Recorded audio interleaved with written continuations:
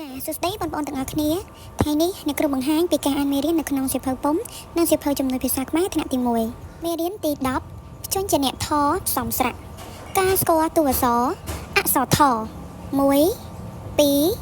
3 4 5 6 7អក្សរថការអានព្យាង្គថអាថា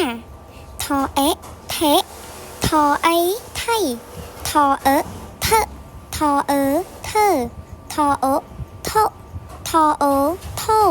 ថអ៊ូធัวថអើថាថអឿធឿថអៀធាថអេថេថអែថែថអៃថៃថអោថោថអៅថៅថអំធំថអំធំថអាំធំថអាថា